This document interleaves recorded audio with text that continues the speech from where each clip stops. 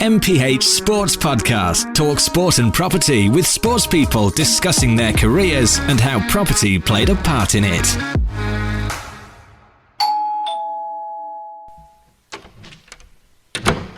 Adam Thompson, welcome to Talk Sport and Property. How are you, mate? Yeah, good, thanks, mate. Yeah, very good. Just enjoying my day off at the moment, just chilling. Yeah? Yeah, the missus and the baby are out, so got a bit of peace, rare bit of peace, so yeah. So your rare bit of peace and quiet is stuck with me talking on the pod. Yeah, but it is usually anyway, to be fair. If I'm not doing anything, I'm usually talking to you about properties and bits and bobs anyway, so yeah. Me and Lou. Yeah, exactly, yeah. I know, I wish we could have organised this in the office, mate. It's maybe we'll have to do a second one another time. Yeah, definitely. Yeah. Well, look, I know you're a fan of the pod.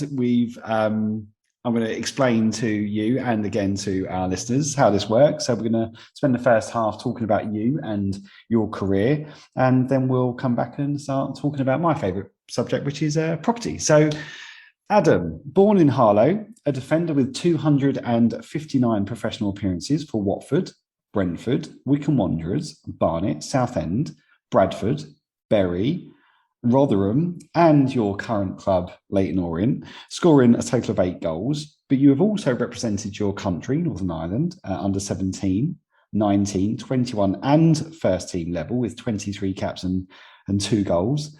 It's very impressive. Adam, how old were you when you joined Watford, and where did it all start for you? Joined Watford when I was 12, and then just went through the academy until I was about, I think I left there about 20, 21. Got a few loans along the way. But yeah, I was started off at Spurs from like age 9 to 11, and then got released from there, which was like heartbreaking for the family because we're like massive Spurs fans and stuff like that. I know you all know how it is and all that because obviously your family and how much they're into football and stuff like that.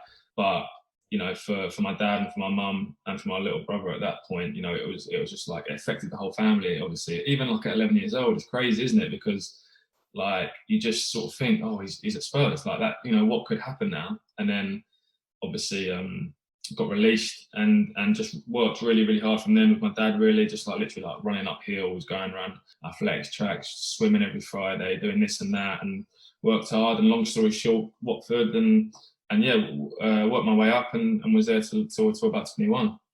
Yeah, well, I don't want to sort of advance you too far because I want to sort of strip this back a little bit.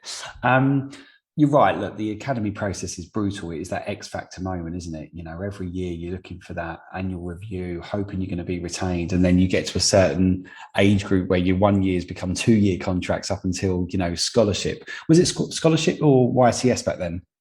Scholarship. Scholarship still, yeah. Okay, so it's probably my era was the YTS, but yeah, your era is the scholarship.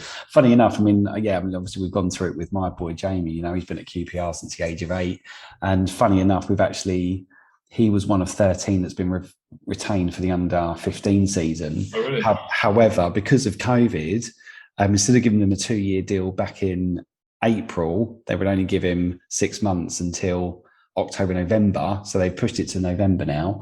And we've actually got his review this evening. So really? You print off the review, you look at it, thank you. How do you reckon it's going to go? Has he been doing well? Yeah, well, I mean, like this is the beginning of the season. He's had 2 games back. He played well, really, really well in both games. He kept super fit during a pre-season. But yeah, he's been injured now for the last sort of few weeks, and we just hope that he's done enough to extend it for another 18 months. That'll take him through to under 16s, and then we'll see if he gets his own scholarship or not. But it's a brutal process. I mean, at such a young age, no, as you say, not just for you as a child, but for the family. The family looks on. You know, you're there 4 times a week. You're driving all the miles, aren't you? All because your child wants to live that dream of being a professional footballer. But it's you have to make massive sacrifices as a family and as a child to get you where you want to. And you did, you know, you went through the Watford Academy on the 24th of August 2010.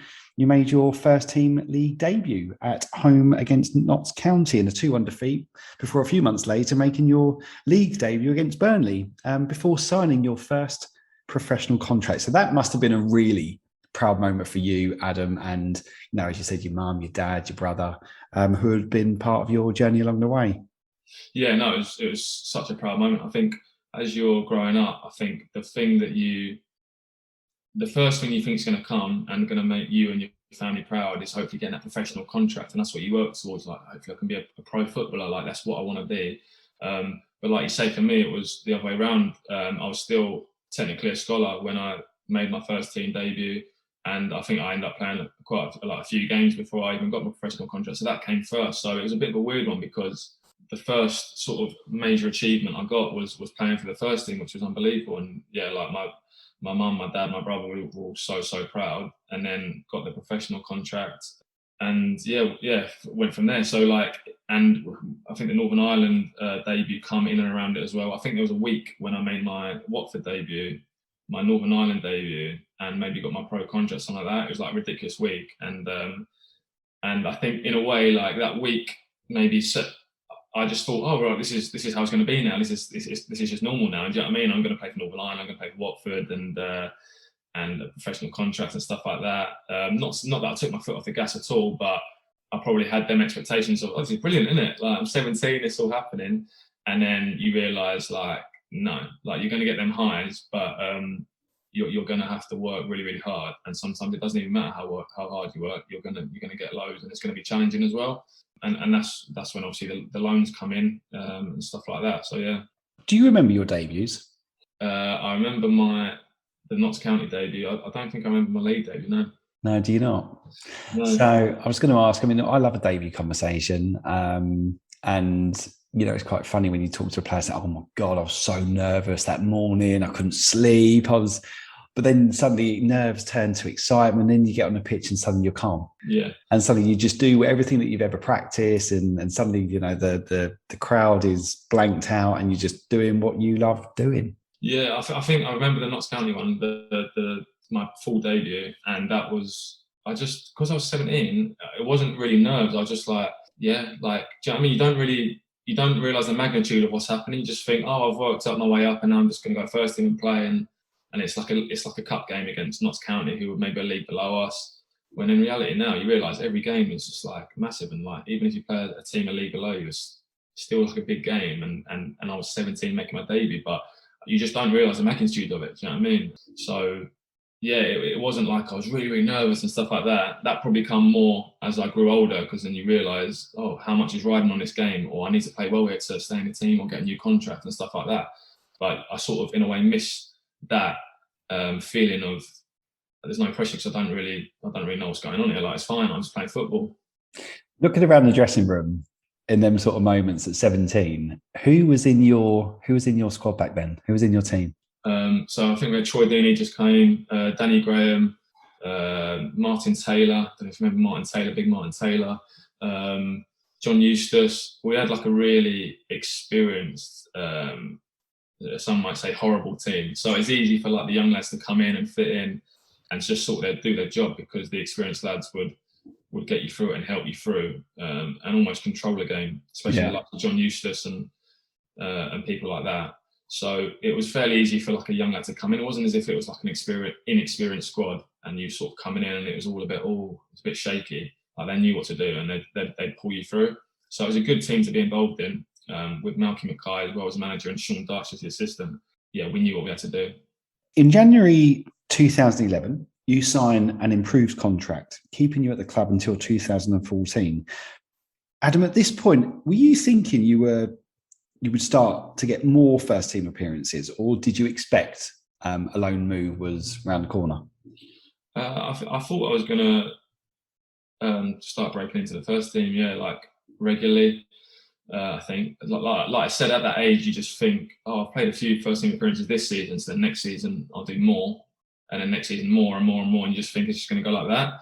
So yeah, I thought that would happen, but I think how it worked out was Malky Mackay, the manager who gave me my debut, moved to Cardiff, and Sean Dyche became manager. He brought in his own players, I think, was very successful, obviously, now as unbelievable manager. And I wasn't part of the plans at that moment. So I think I went on loan to Brentford for the season, which was an unbelievable experience under Uwe Rosler. So it was almost a win-win. You know, he got his players in and his experienced players in. They've done well. He got his reputation in the game, and I had a full season under my belt at League One level, which was good. So I wasn't still too bothered. I still thought, I've done well here, maybe the season after. But I think maybe that's when the takeover of Watford happened, and things started to change. They started to become a bigger club. You experienced fine loan moves between 2011 and 2014. You mentioned Brentford because you went there twice, actually. Wickham, Barnet, and Southend. What did those moves do for you as a young professional footballer? Just to help me gain experience, really, good and bad. I think the Brentford one was really successful. The first loan I went to, played a lot of games, and we done well, nearly made playoffs. And then the following season, I think that followed with the Wickham and Barnet loans, and they were disappointing. I went to Wickham, and I think that was under Gary Waddock. He got sacked after about 3 games, and then Gareth Ainsworth come in. I think he sent the loan players back, just wanted his own team, which is fair enough. And also, I wasn't playing great as well. Like I think I was still 17 or 18 at that point, and I just wasn't. I was wet behind the ears. I wasn't playing well. So yeah, and in the Barnet one, I think I played 1 game and then dislocated my shoulder. So that was a bit of a write-off of the season, really. But it's just the experience, all experiences, going through the tough times and the bad times as well as the good times. So them 3 loans, were helped me in different ways. Really, helped me deal with adversity and obviously good experience as well. Yeah, how did you compare those clubs to Watford? Obviously, Watford being maybe regarding at the moment they're a Premier League club. But how did you compare Watford to Wickham and Brentford and I guess Southend as well? At that point, I was probably thinking it's a step down, which obviously it was on paper, but like I was still 17, 18, so I shouldn't have really looked at it like that. I'm still like a young player. These lads are very good players, work their whole sort of careers to get to where they are, and but just when you're a young player at like a Premiership or Championship team, you still see it now. Sometimes when people come on loan or on trials for loans, you can tell that they're sort of looking down on it and thinking, "Oh, this isn't what I'm used to." Maybe a bit of that crept in for me, so that might have affected my performances and the way I looked at things. But after that season, it got knocked out of me pretty quickly. I think I learned like it doesn't matter where you're at, you still need to be right at it, and it's still a very, very good level. So I think that's what I took into my next loan, which ended up being my next permanent club, Southend. Yeah, well, I wanted to focus on Southend because it was Southend you clearly made a big impression at, because they won the race for your signature following your loan move. Can you explain that move? What was it evident that you were no longer part of Watford's plans or future? And if so, were there other clubs that you were in discussions with? Yeah, I think it was fairly evident that I wasn't in plans anymore. I think that's when the takeover happened with the Italians. They started bringing in more players from Europe and better quality players in general. So whenever there was maybe an injury or a drop in form and I thought I had a chance, there'd just be someone else coming in, or they'd bring someone else over from Udinese or Granada, one of their other 2 clubs. So it was just one of them things really where I always thought I'd have a chance, and then there's someone always before you. So in the end, I think I went in and had a chat to Zola, and I just said, like, I want to play. And I think his response was pretty much, okay, we'll have a loan then, so which is basically saying to me, well, you can play, but you're probably not going to play here. So that was that. But at the time, obviously, because of the season before, I hadn't done great. Like in football, when you're doing well, everyone knows about you and wants you. And when you're not doing great, you're bottom of the list. So I was bottom of the list at that point. So I had to go on a trial game for Southend against West Ham 21s, which was a lot of pressure because if I didn't do well in that game, I was sort of thinking, where am I going to go here? And done well. They signed me on loan, and then from there signed me permanently. And I can't remember, after the 6 months loan, I signed permanently. I can't remember if there's any other teams. I think I told the journalist there that there was another couple of teams interested in me just to try and get a bit of interest, but I think it was just Southend. But I remember seeing a report in the paper saying like, "Oh, Southend win the race for Thompson's signature," and I remember thinking like, "That it was a 1-horse race. Like literally, if you didn't sign me, I was in the gutter." So no, but that was probably the best time in my career in terms of the team and the team dynamics of Southend. I love the fact that you can just literally just name drop Zola. You're one of my absolute all-time heroes and legends at Chelsea. What was he like as a person or a coach? He's so quiet. Like, he's just like a really nice guy. I think some people in the game, managers-wise, they have to come in and they have to show how good of a coach they are or how good of a person they are, or win some games, and then they'll gain your respect. They have to gain your respect. Whereas with him, it's the first time, maybe the only time I've ever seen anyone. He doesn't have to gain your respect. Like, he's just got your respect from what he's done in the game. So he literally was like the most quietest man, like nicest man, like a little bit shy, like a little bit like, if you said, "All right, Gaffer," he'd be like, "Hi, like, how you doing?" Like, just that you sort of think like, oh, you don't come across as a manager, but he had that respect from everyone, because it doesn't matter who you were, whether it's the European players he brought in or the English lads that are already there in the Championship. It was like, it's Gianfranco Zola, do you know what I mean? Like, he's done everything there is to do in the game. So he had the lads there and we wanted to work for him, wanted to play for him. So he had that straight away, and he obviously won. He got us to the playoffs the first year, I think won promotion the second year. So he did an unbelievable job. Did he get involved in training? Yeah, he did get involved, but he didn't get involved much, because I think there's a story going around at the time. Lads were saying when he was at West Ham, he joined in training. Apparently, like, he ruined a couple of players. Like, I don't want to. This might be wrong. I don't want to do it, but apparently, someone said like Matty Upson. I think he was coming towards the end of his career then, and he apparently like he tore him apart in training, and they had to stop him training. Like, the assistant had to say like, look, you have to stop, because like you're embarrassing some of the lads here. Like, you're like, their confidence is going. So like, and this was going around the change room. Whether it was a true rumour or not, I don't know. I've heard a couple of other things since then. So he didn't join in as much, because he's probably thinking, well, if I've done that at West Ham in the Premiership, if I do that in Watford, like, these lads are going to be like thinking, oh my God, like, I'm terrible. Like, so he didn't join in as much, but you could, like, the little bits he joined in, you just think he could have still played. Like, I reckon he still could have played in the Championship at that point. And I don't know how old he was. He was just ridiculous. Wow. He was class, wasn't he? Yeah. You played for Southend 101 times, scoring 3 goals. You also experienced a playoff winning final, albeit injured at the time. Did you enjoy your time at Southend, and how frustrating was it to be injured at that sort of crucial moment? Yeah, no, I really enjoyed my time at Southend. I think when I went there, it gave me a whole different perspective on football. I think at Watford, I was very much like, you just train and do everything and then go home, and then you just rest or play PlayStation on your own and then come back in and train. Whereas at Southend, it was like, right, we're going out for a drink after training, we're doing this, we're doing that. The banter, it just had that lower league feel to it, which at the time really suited me, because it like take the pressure off a bit. Yeah, definitely. And the togetherness, I've never been a part of that sort of togetherness. Like, it has that togetherness feel when it's that less pressure and more like, look, we know we're League Two players here. It's not as if we're like, oh, he thinks he's this good or he thinks he's that. It's like, we all know that we're playing in the 4th division of English football, but we're going to get up to the 3rd division together, because we, you know what I mean? There's no egos or anything like that. So I really enjoyed my time there. We had some great times on and off the pitch, especially. So it was great for me, really, to help me grow up into a man. How frustrating was the injury? Oh yeah, the injury there, that was horrible, because that season I think I played most games up until the last 10 or 15. I think I played like 30 games. And then me and my centre-back partner, Luke Prosser, got injured both at the same time. One game after another, and 2 centre-backs come in, Adam Barrett and Keane Bolger. And they'd done really, really well last 10 or so games. But they was remembered as the centre-back pairing that got Southend promoted. And then, like, we were just there like, we've played 30 games and stuff. And I think they done unbelievable. They kept something like 7 clean sheets in a row, I think, to get us up to the playoffs. So that was brilliant. But, like, you know, when you just think, we've been forgotten about here.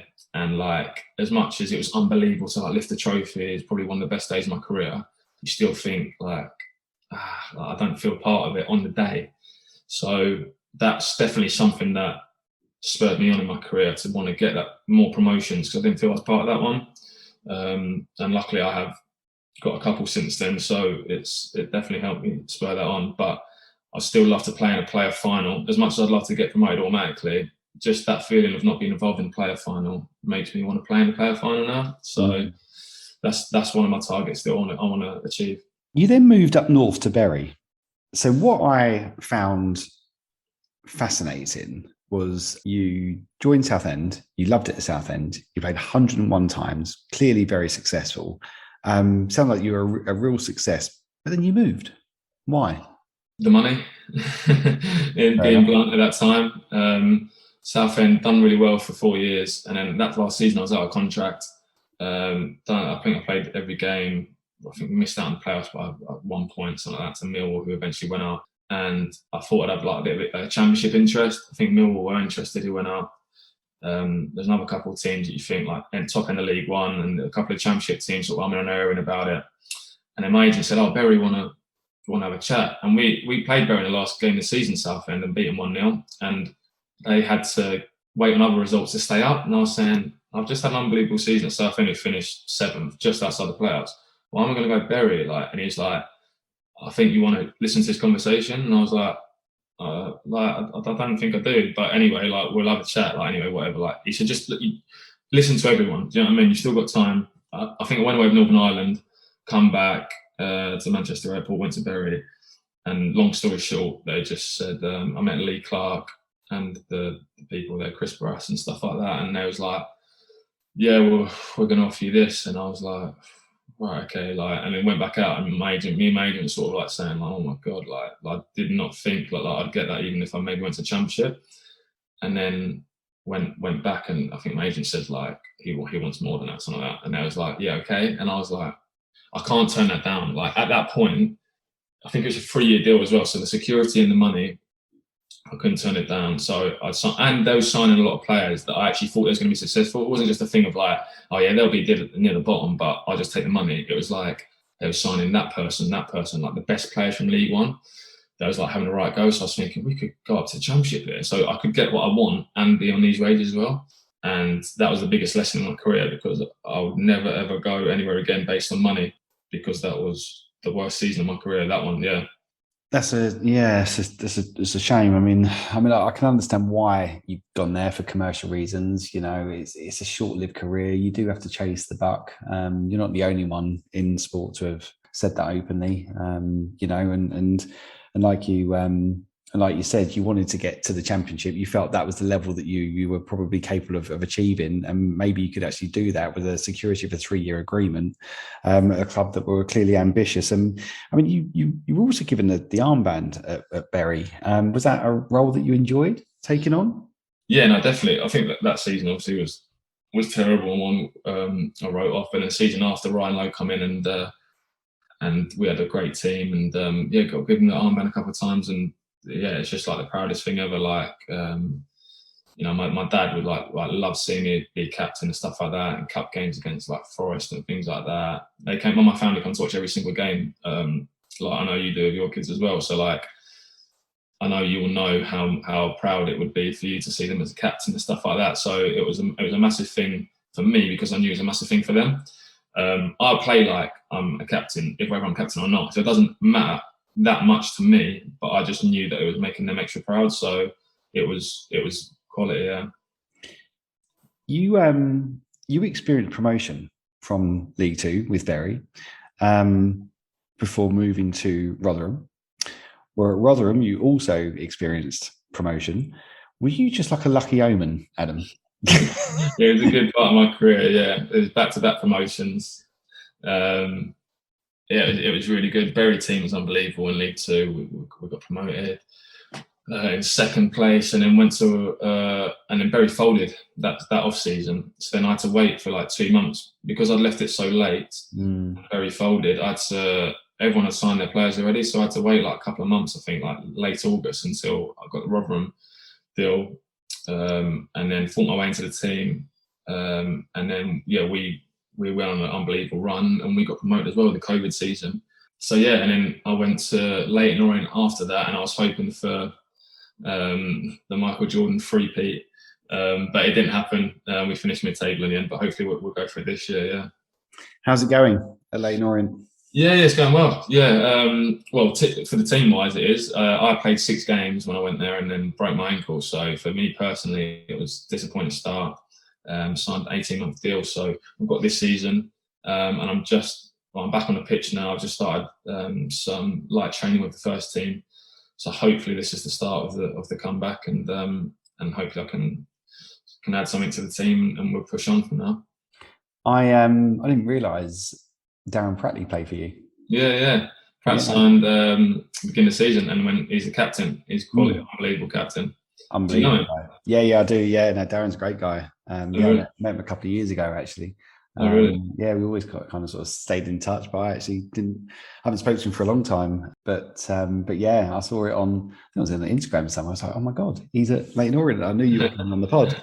So I thought you know everyone, didn't you? Everyone I speak to at like any clubs would be like, oh, you know Lee? I said, I'm like, how does everyone know you? Yeah. Oh, mate, give him my best for me. Right, listen, I've also prepared a quick question fire round, Adam. Are you ready for me, mate? Yeah. Who do you support? Spurs. See, if I'd have known that at the beginning, I don't think we'd have got you on. Out of interest, what's your thoughts on Spurs at the moment? Terrible. Yeah, I'm not even interested, and I never thought I'd say that. I'm not interested. We've got free season tickets, and I sell them most weeks. Like, it's just boring football. Yeah. Oh, I shouldn't be laughing. But it is though, isn't it, at the moment? I mean, did it all stem with Kane? Just do you think now, in hindsight, selling him would have been the right option? In hindsight, maybe. Yeah, the way he's playing at the moment. But I think it's all since Pochettino left. I think I don't know. I have no idea why we let him go. Yeah. And since then, it's just been hard to watch, really. Yeah. No, I can't disagree with you there. Okay, question 2: scoring a goal or clearing off the line, just to really get the crowd behind you? Probably depends on what point it is in a game, if we're 1-0 up or whatever, but probably scoring a goal for me. Yeah. I like celebrating. Good man. Adam, the best player you have played with? Probably Nathaniel Chalobah when I was at Watford. He was on loan from Chelsea.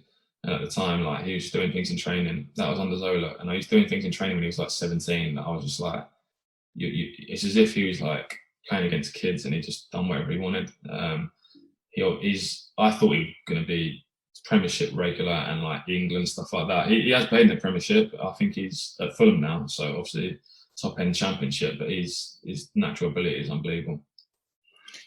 The best player you have played against? We played against Liverpool in a pre-season friendly at Bury, so probably Virgil Van Dyke. Just looked at him in the tunnel and was literally just like he is like massive, like just ridiculous. So yeah, probably him. He's enormous, isn't he? Yeah, absolute giant. Yeah. How good was he before he got injured? I mean, he's still unbelievable, but how good was he before he got injured, Evan? Yeah, one of the best ever. I think. I saw some say the other day, like, no one's really talking about how he's been out for almost a year and he's just come back in and he's just playing the same level as he was before. Like, he's just like that thing the other day against Watford when he just sort of flipped over his head and you just think, like, people need. Like, I've been out 7 months. I'm going to take a few games at least to get back into the swing of it, positioning, pace, fitness. He's just gone straight back into it. His natural ability is unbelievable. Who inspired you? I actually haven't written this question down, but who inspires you as a centre back in today's football and as a kid? In today's football, well, growing up, it was Michael Dawson. Don't you remember him? I used to watch Spurs, obviously season ticket holder for years and years now with my dad, and he just always used to say, like, don't watch the game, watch Michael Dawson or Ledley King as well. Just watch them and see what they do. And so, like, a lot of the games that season, I didn't really see any goals because I was just watching them, thinking what's going on, like what they're doing. So Michael Dawson at that point, and then off the pitch, it was my dad, because he without him I wouldn't have become a footballer pretty much. He literally everything I needed. Took me to like a speed coach, took me to athletics tracks, swimming, like I say, hill running. Like, I'm 10 years old and I'm just like doing like a 5K run with him, and you just think, like, at the time you just think, oh, it's normal, isn't it? Like, I want to be a footballer, that's what you got to do. And then now you're sort of driving around, you think, you don't see 10-year-olds like do that sort of stuff. And I know you're the same as well, because I see what you do with your girl and your boy, and I know they do extras and they want to be the best and stuff like that. So I'd like to say they'll probably be saying the same about you in the future, but without him I wouldn't have been a footballer. So he was the one that inspired me. Oh, lovely story. And thank you as well for that very kind gesture, mate. It's very nice here. Your best career moment? It'll be one of the promotions, probably the Bury one, because it was I played every game that season, and it was the last one that my dad got to watch me achieve, and he was on the pitch with me and all that. So probably that. Amazing. Your best friend in football? Jonathan Bond. He's a goalkeeper at LA Galaxy at the moment. So he's at Watford with me. We grew up from he joined at 12 as well until I left, and then we don't live far away from each, or we didn't live far away from each other. And then he's gone on to do good things at Watford, Reading, West Brom. He was second choice there for a few years, and then he's got the move to LA Galaxy now, which is an unbelievable move for him. So I can't wait to go out and visit him at some point. Does he need a property helper? Yeah, it would take a big fee on that, I think, with the prices in LA. Well, yeah, he's telling me some of the prices out there and where he lives, and I was thinking, oh my word. Well, listen, mate, if you need a buddy, mate, we'll go out there and check it out. Your favourite manager stroke coach that you have played for? Paul Warne at Rotherham, I think I'd say. Anyone who's played under him will tell you like what an unbelievable man he is. He's just like such a good man manager. He's just he puts things into perspective. So when other managers, maybe when things are going wrong, it's sort of lads, like, you need to do this, like, we're not doing that right, and it's all like the pressure sort of comes in. He'll just sort of maybe show you a video of a kid that's going through a disease or something like that, and you just think, yeah, like, do you know what I mean? Like, football, it's not that important. And then suddenly it just takes everything off, and you just think, and you just go and win the next game, and you just think that's the ability he has, the perspective and all that, and he really relates to players. So for me personally, I put a lot of pressure on myself, and for him, he helped me a lot. Brilliant.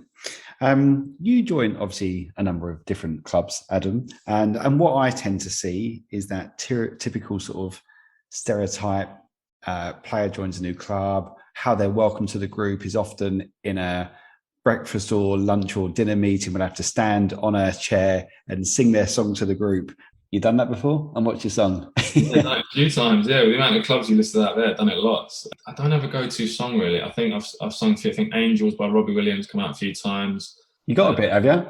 No, not at all. I just want it done as quick as possible. But yeah, that's probably my go-to, Angels.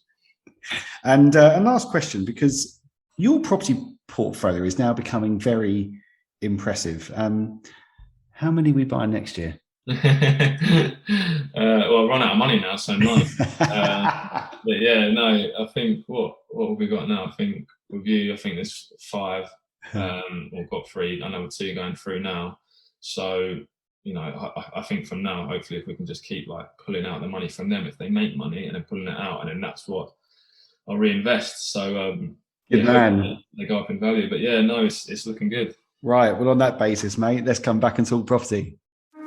Talk Sport and Property Podcast, sponsored by MPH Sports Property Academy. Download the app today from the App Store or Google Play by typing in MPH Sports, the trusted go-to app for sports people looking to buy or learn about property. Adam, welcome back. You and I have actually never met. This is actually, well, I know we've had like Zoom calls and stuff, but we've never met, have we? No. How were we even introduced to each other? I don't know. I think it was Instagram or a footballer, as probably most of people that sort of get in contact with you. You know, I think most footballers I talk to now know you, so you've obviously got a good reputation in the game. And I think I was talking at a training ground the other day and with a couple of lads. Omar Beckles, I think you spoke to Omar Beckles, Craig Clay, another one. I don't know if he spoke to you yet, but I think he wants to sort of speak. And they were saying, like, over the last 2 years, it's just gone, hasn't it? Like, before that, you just sort of, you know, I think you saw like people about trying to do it. And in the last 2 years, you literally on everyone football, right? MPH Sports, MPH, thanks, blah, blah, blah. And you just think, like, everyone's using you now. So it was through a footballer. But yeah, it's crazy that we haven't met because, yeah, we obviously speak a lot, and obviously the amount of properties we've sort of done together is mental. I know. I'll have to try and come down to the games. Obviously, when you're fit and back playing again, I'll come down and see the boys. How is Craig? Is he good?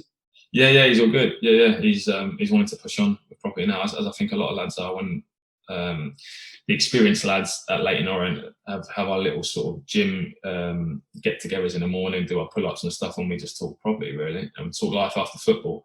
But property is one of the main subjects of it because that's sort of like you've taught me, something that's going to give you that sort of cash flow for after football. So it's not panic, it's more like us preparing for life after football. But the older you get, you sort of think, I do need to do this soon. So we like to have them conversations, really.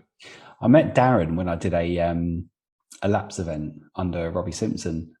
We did it at the Etihad, and the property workshop there attracted about, I mean, Darren will tell you, 430 plus players that came to the event. Yeah, it was just like the workshops I do for the boys now, really. But it was really popular, and just loads of players and staff from United, City, Burnley, Stoke, Fleetwood, all attended, plus players from other clubs. And Darren came. He sat right in the front right row. Oh, really? And I couldn't remember who he was, because I was delivering this talk, and he just kept looking at me thinking, I know this guy, I recognise him, but I don't know where from. Anyway, it was a really good talk, and anyway, I did like this standing ovation. Dan came straight up to me and said, "Mate, where were you when I was at Swansea?" Oh, really? Yeah, because I think that was probably his life-changing contract then. Yeah. And do you know what? We never actually bought him anything, but we always kind of stayed in touch and had a long chat, and he recommended me to a few people. And I think he was a little bit hesitant when he moved to Charlton. He was having a chat with a lady there, the player liaison was a lady called Tracy.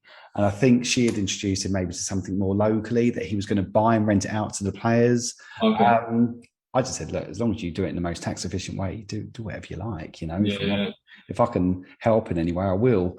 But I think, the reason why we speak to so many, even like you mentioned Omar, Omar's situation is different to Craig's, and everyone's in a different circumstance in their career with different savings in a different position. Some have got kids, some haven't, some are close to retirement, some are at the beginning of their career. And I guess what we're just trying to do is build that sort of trusted go-to brand for people that can reach out in confidence and ask some questions. If they can ask some questions, then like you did originally, it allows us to explore how we can help and support. But when we spoke, obviously at the time you mentioned, obviously you got your partner Catherine, and then we set up your property company, didn't we? What made you reach out at the time? Was it because you could see us helping other sports people, or were you thinking, actually, this is probably not a bad way of investing my savings? I don't know, really. I saw sort of people using, you went onto your Instagram page, and at that point, I think I saw like the deals you were doing and the rental yields and stuff you was achieving. I was thinking, that's interesting. But it wasn't until I spoke to you, me and Catherine had the Zoom call with you, and you explained everything. Because at that point, I admittedly literally knew nothing about property or anything. But I had at that point, I think I had 2, and then I had like a joint sharing one with my family. But it was literally like a case of right, I'll just buy that, but I don't really know what's going on. And then you explained everything, just said, and they were repayment mortgages as well, because I was under the impression, I just need to pay off it all before I finish my career, and that's the way to do it. And you explained interest only buy to let and stuff like that, and the cash flow for after football. And me and Catherine literally was just there, almost like mind's blown. Do you know what I mean? Like we've never ever heard of interest only, and stuff like that. Bearing in mind, I was 26 at this point, 27. So yeah, it was that conversation really that made us just think we need to do this, because you never know when your career is going to end. Yeah. So we just went ahead of it, and like I say, I think we've gone quite quickly, haven't we? In terms of we've tried to get as many as we can, as quick as we can, because like I say, you never know when your career is going to end, and I just want to get things in place. I'm very much not a worrier, but I'd like to be safe and cautious. So I want that cash flow there in case the worst does happen. Well, I think in light of your injuries and in light of experiences that you've had with clubs like Bury, that's inevitable. But the quicker also you park it into property, the quicker you can get it back out.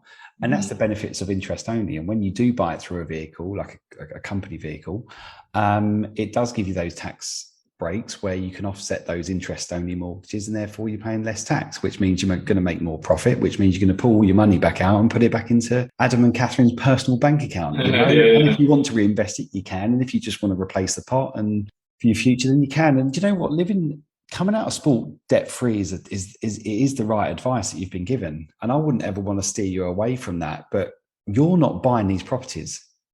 Your property company's buying these properties. Your house should be repayment. You should try and clear that debt. There's nothing wrong with that. But you've got to find that perfect balance of embracing debt and living a life which is going to be more comfortable for you and now obviously your children in the future. Did you think property was always going to play a part in your career? I don't really know. Like, I got my first one when I was about, I think 18, 19. I just got into Watford first team, and every start I was getting like, I think it was £1,000 appearance money, which at the time I was like £1,000, like for just starting a match. So, and at the time I was thinking I was on 250 quid a week. So I didn't have that much money in terms of that. But along with them appearance bonuses, they racked up, and then win bonuses as well. You could be getting like £2,500 a week.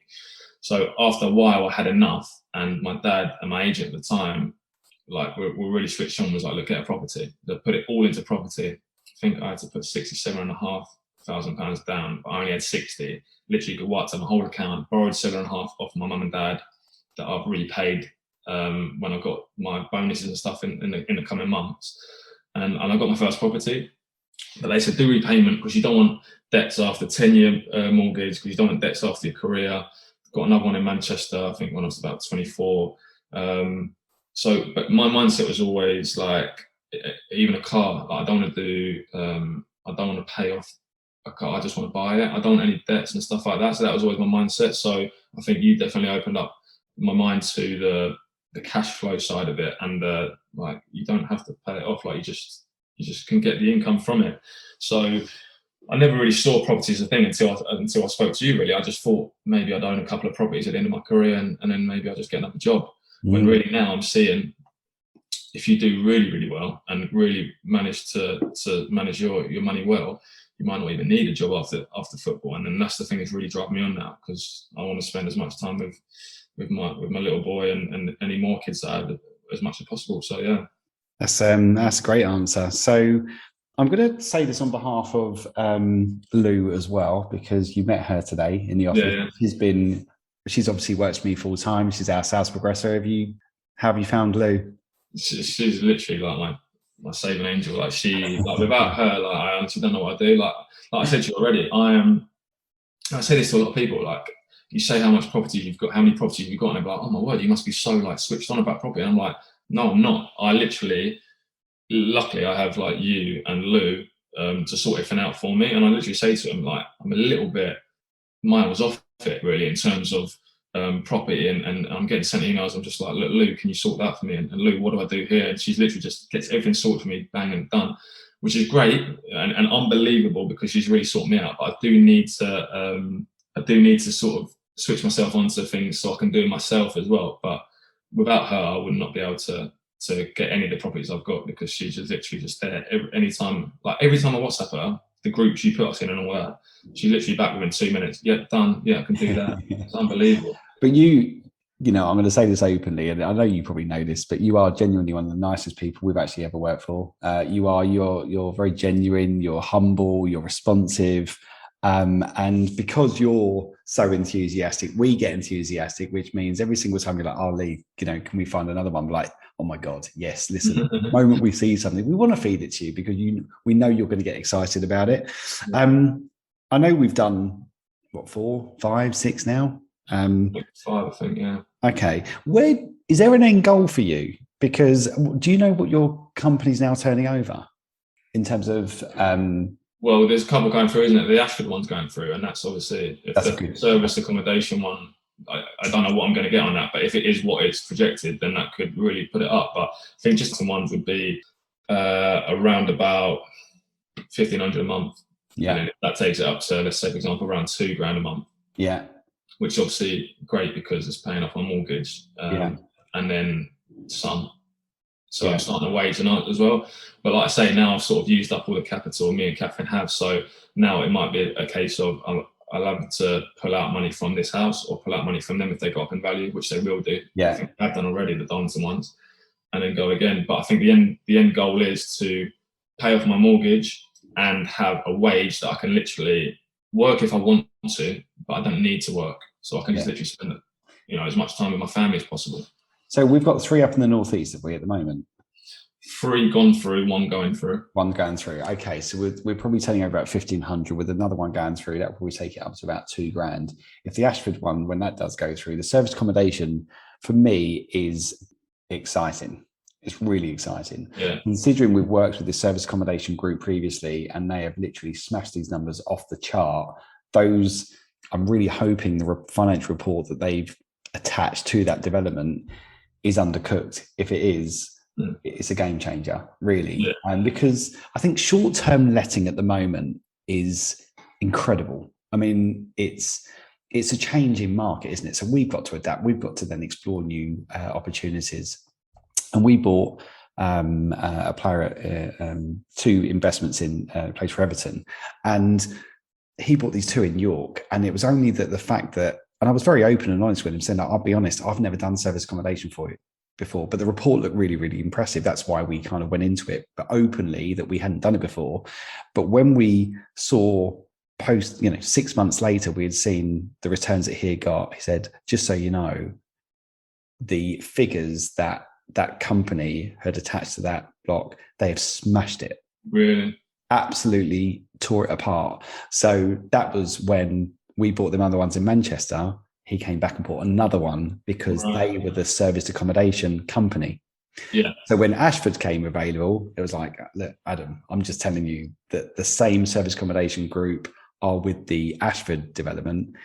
I reckon, if anything, these prices are going to be lower than what you're actually going to get, and it's based on 80% occupancy. Yeah, that's what I was going to say as well. Yeah, if those net numbers are true, I mean, it's a really good long-term safe investment, isn't it? And that's what's exciting. And you're going to have a mixed portfolio. You're going to have some sort of low risk ones, and you've got some higher risk ones, but with higher rewards. And I think if you can find that balance, for me, that's quite a successful portfolio for you and Catherine.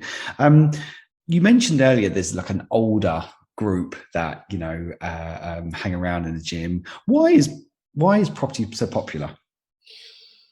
For footballers, I can only speak for footballers myself, but just because we've obviously got a short career, and with the interest only sort of model, the buy to let, the cash flow is exactly what you need after football, really, because of the fact most of us don't have any qualifications by the time we finish.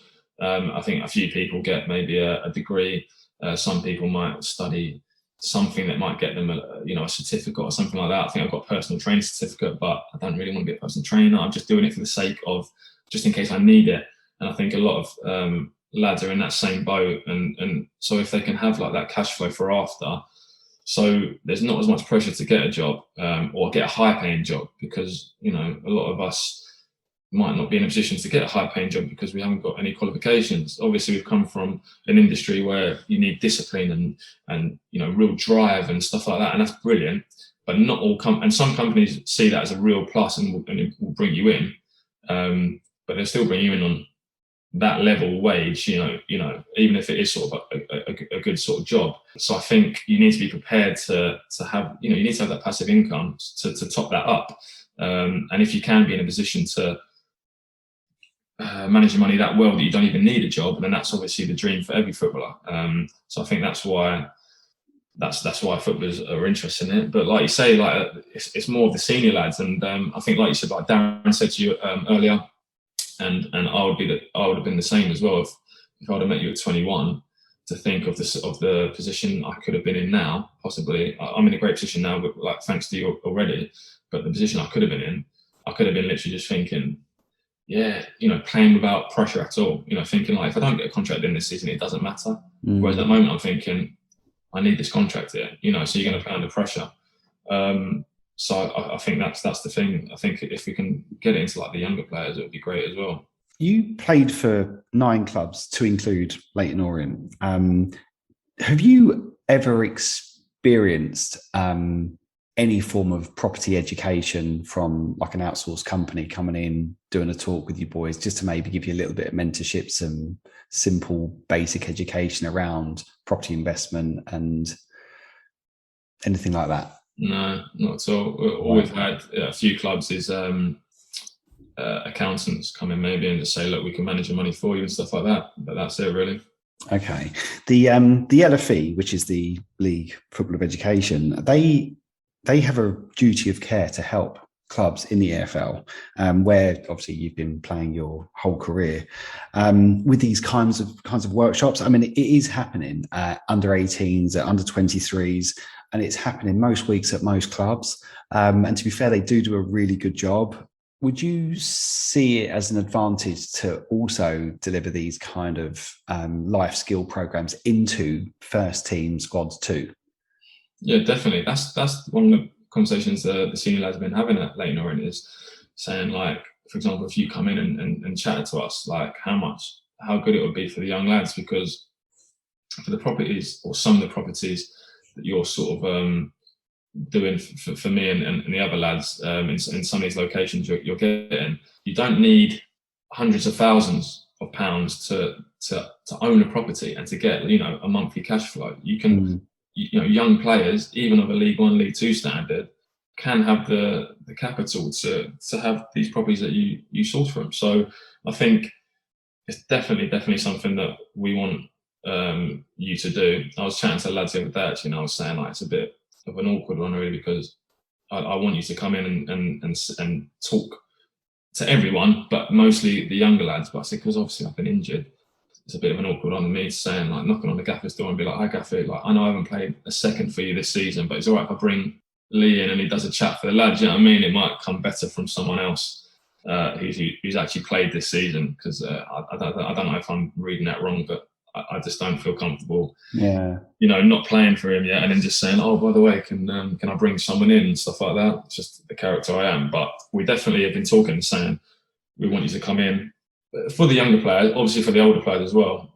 Everyone has different needs, don't they? The younger lads want to get on the ladder so they can build their way up, and the older lads are a bit more of a desperate situation, for using a better word. Just the end of the career, you know, really want to get that cash flow ASAP. So it'd be good whether you, or like you say, the LFE or anyone, just give us a bit more of an understanding, because they give us chats about accountants and how to manage your money and stuff like that, but they don't do it how to actually grow your money and stuff like that, really. Yeah, no, I completely agree, and that's why. I mean, you mentioned Luke earlier when you were at Southend. Luke Prosser is obviously a really good close friend of yours, and when he came into our offices fairly recently, he said, "Would you come in and have a chat with the boys?" And literally, we had the entire squad and staff, and it was fantastic, you know. And we have subsequently bought a few properties for a few of the boys at Stevenage.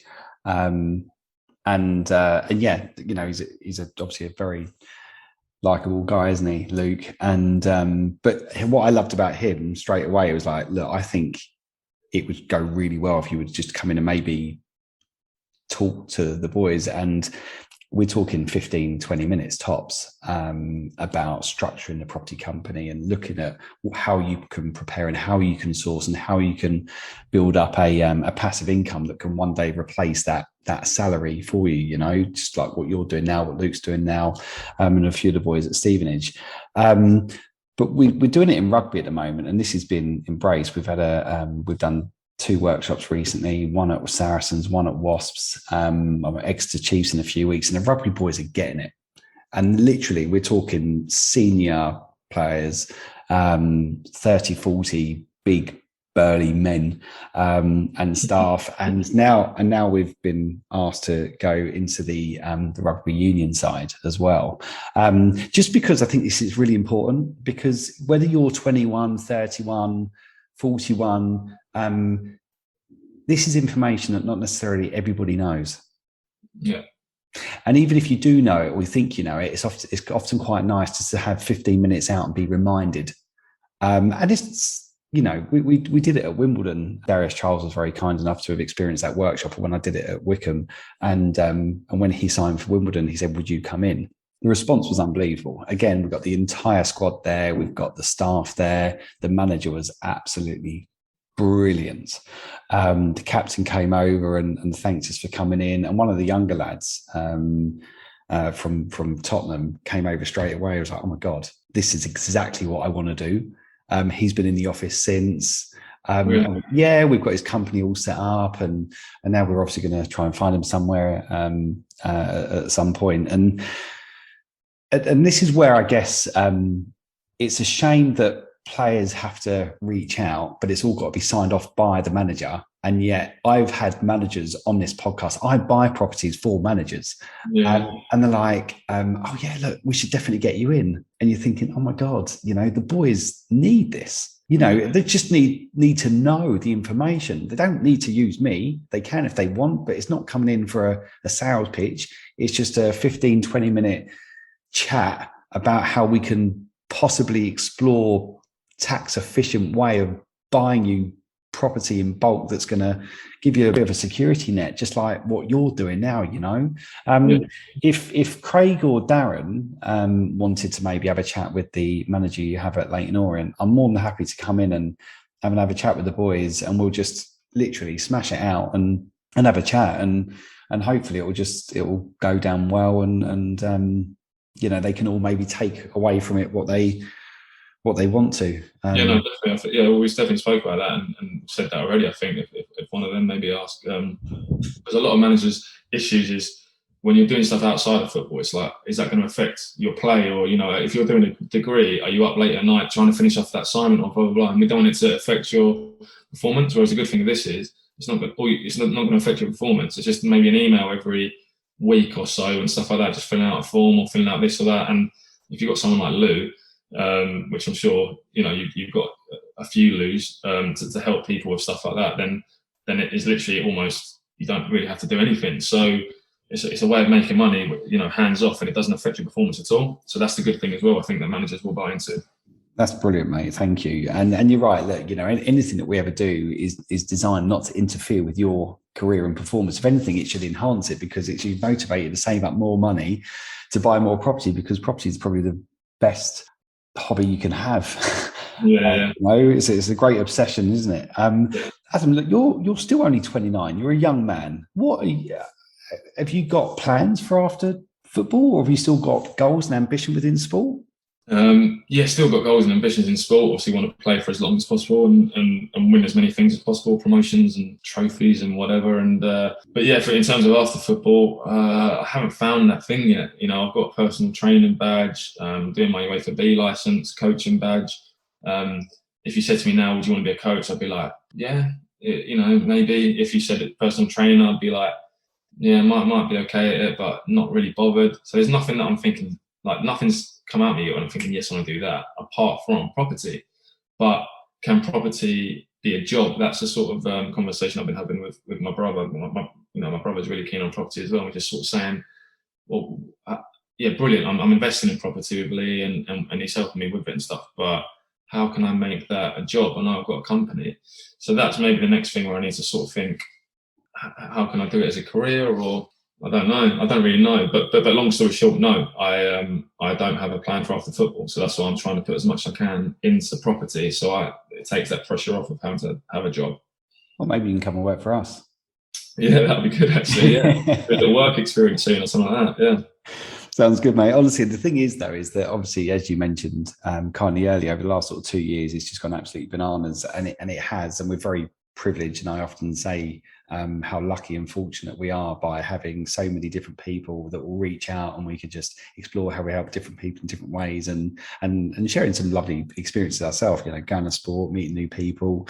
But equally, it was 2 years ago, it was just me. You know, behind that door behind me is now a team of 4 full-time, 5 part-time, and soon to be 6. And we're growing slowly, but we're always going to need more property enthusiastic people that can support people. And for us, having a 1 or 2 or 3 sports people that can help deliver these workshops, because at the moment it's me going around all the clubs as well as trying to source properties, and which I don't mind. It's just that the fact that I will work from pretty much 5:30 each morning till 10:30 each night, and you're not allowed to have a day off. But you do need to embrace and obviously invest in good people, and you're definitely very investable. So I wouldn't necessarily worry about your career. I think the penny will drop, and if we are an option to you in the future, Adam, you only have to reach out and we'll discuss it. I appreciate that. Yeah, you having meetings now with people,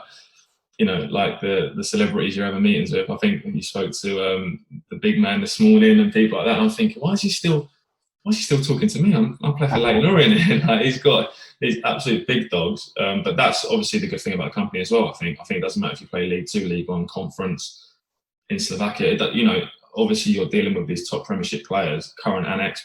But it doesn't mean that you just forget about the League 2, League 1 player. Everyone's on the same level, and that's what I found, and that's why it's been really good, because I've seen you sort of build it, and then you're talking to these people and that people, and I won't name drop for you, but you know, these Champions League winners, and I'm thinking, but he's still talking to me, he's still calling me tomorrow, and he's still texting me, and he's still like literally updating me and everything about this. I'm thinking, like, it's really good that you all sort of treat everyone with the same respect and same level, and I think that's what's probably your USP maybe as a company. You know, other companies maybe get this, you know, these high caliber players and sort of think, oh, we'll run away with them, then we're just Premiership now, we'll sort of leave them. No, we won't give you properties anymore. And no, that's what's obviously why you've been so successful, I think. No, thank you. Well, we're at Eastleigh tomorrow. Oh, really? Yeah, so a few of the boys who I've helped in the past, there's two people there, one from Swindon, one from Southampton, both at Eastleigh, both at kind of opposite ends of their career. And they've said, look, would you mind coming in? So no, I'm like, of course not. And any player that would ask me to come in, I would, because I value their support, I value their friendship. And everyone, like I said earlier, everyone's on different career paths, wherever they're going to go with different savings. And whether you got 25 grand or 2.5 million, there's different ponds for different fishes and different risks, and we'll always try and take as much risk away as we possibly can by doing our due diligence and making sure that this is a partnership long term. But now I can't wait. It's going to be great. I'm looking forward to seeing the boys tomorrow, and hopefully they'll get the best from that workshop. And if I go there for 20 minutes and if it passes on a little bit, I can pass on a bit of information that will help them in their career at some point, then yeah, that's fantastic. And that's why it'd be lovely to see you. I need to congratulate you recently becoming a parent. I know we, you know, messaged and spoke about this a number of times. How is he? Yeah, brilliant. First 2 months was carnage. Like, everyone says, oh, this is it's like you're just so tired. You don't believe how tired you are, and you just sort of think, yeah, like it's going to be hard, isn't it? And then you don't realise, like, no, it actually does like affect your whole life. Yeah, relationships and everything. Like, it was hard for 2 months, but then he got into a sleep pattern, and he's sleeping 6 till 6 now. And now I'm just going to everyone like it's the easiest thing in the world and all that, but you just forget so easy, don't you? And now we're like, oh, should we have another one? Like, you just think like, oh my god, for that 2 months, it was honestly like, this is the hardest thing in the world. But no, brilliant now. He's he's like butter wouldn't melt, so he's good. Yeah. Good man. Well, listen, mate, I'm going to go and let you go and play daddy duty. So I can't thank you enough for coming on the pod, mate. You've been so open and honest. I've loved doing my research on you. I've loved our relationship. I've loved our friendship, and just thanks again for all the support you've given us, mate. I really appreciate it. No, thank you, mate. It's been a pleasure. Good man. Take care. We'll catch up soon. Cheers, mate. Bye-bye. You've been listening to Talk Sport and Property. Visit the App Store and download the MPH Sports app today, or keep up with us over on Instagram.